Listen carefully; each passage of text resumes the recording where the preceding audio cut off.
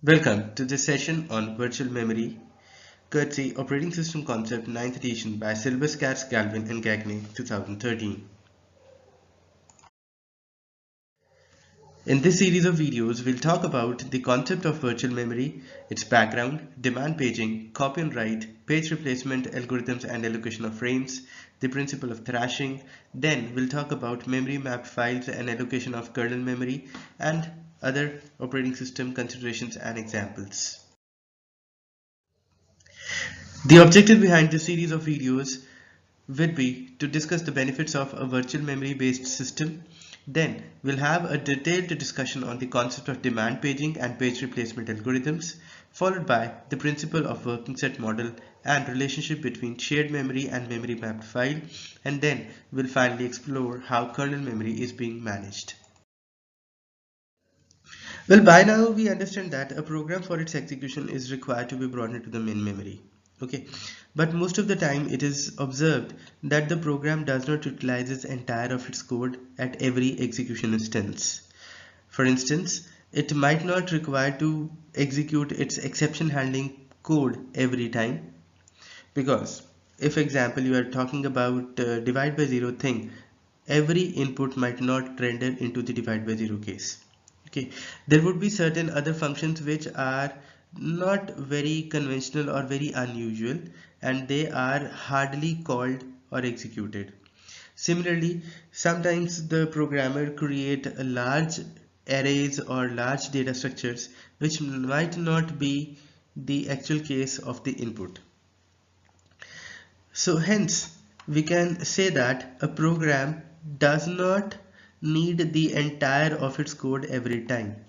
So what if we take an advantage that rather than bringing in the entire program code into the main memory, only that part of the program is brought into the main memory which is actually required for its execution. Considering another instance, for example, if we are to record a video, then that application would require the services of the camera, it would require the services of the microphone, and hence the program functions which will deal with this camera input and the microphone input would be required as operational. But after some time, when I just require to view that video, then the microphone component function would not be required at all. So then why to bring in the microphone component when I just have to view the videos? So if I skip loading in that microphone reader component of the program or the code of the program, then obviously I'll use less memory for this particular process or this particular program. Hence, if this space is saved, then the space can also be utilized for loading some new programs or processes into the main memory. This will eventually increase the degree of multiprogramming.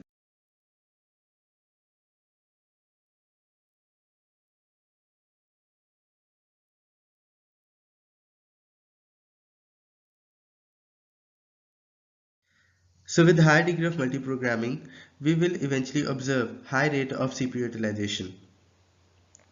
Further, because not the entire code of the program has been brought into the main memory, the amount of input output needed to load or swap the program into the memory is also relatively less, and hence each user program will tend to run faster.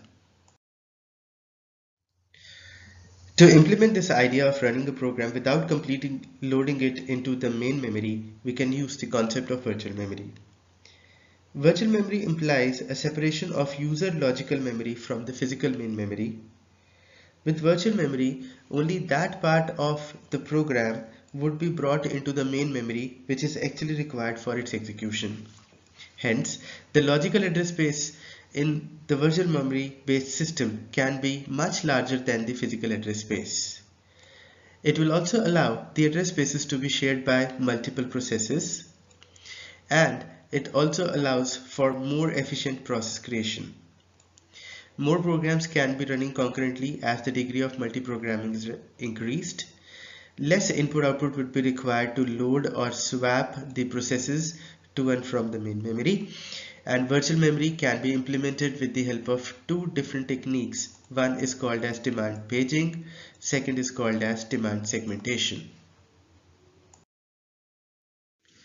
Virtual memory can also be considered as an extension to the main memory, and it is generally larger than the actual physical main memory. Let us consider the scenario. In a paging based system, generally all the processes and the memory block are divided into equal sized sections called pages or frames. So if we are using a paging based virtual memory implementation, we will see every process as divided into equal sized pages. Same way memory would also be divided into the same sized frames.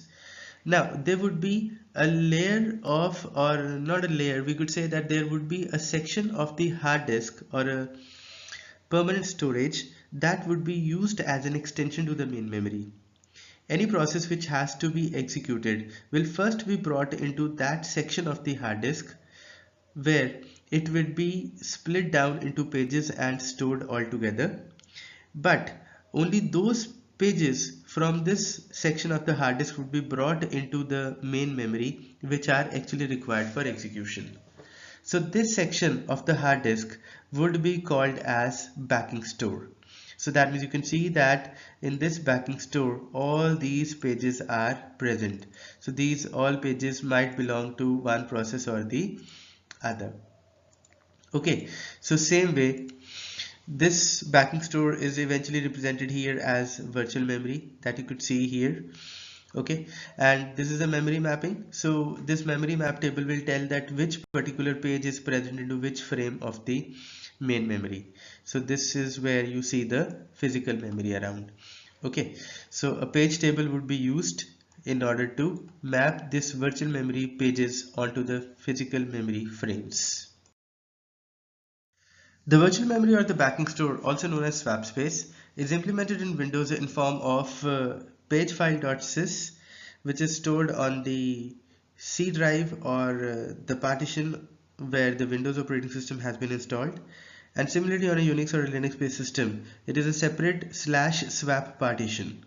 The size of these files or this virtual memory backing store is generally equal to or up to 2 times the size of the physical memory or RAM. Let's talk about the virtual address space. Usually the logical address space is designed for stack which starts from the maximum logical address and then grows down, whereas the heap section grows up from the lower addresses to the higher addresses.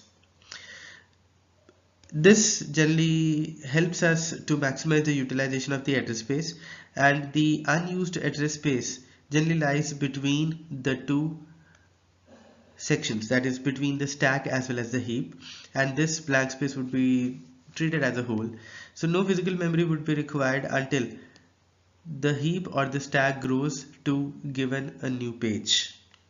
So this will help to enable the sparse address spaces with holes left for growth. Dynamically linked libraries etc. can be utilized for this. System libraries can also be shared by mapping onto a virtual address space, and the shared memory can also be managed by mapping pages read-write into the virtual address space. Pages can also be shared using the fork system call for speeding up the process creation. So as we see here, the stack grows downward and the heap grows upward in both the cases. Whenever such a situation happens, a shared library can be utilized between this empty space and can be provided accessible to multiple processes. So well, in this video, we got an understanding of the background of virtual memory. In the next video of the series, we'll discuss the concept of demand paging. Thank you for watching. See you next.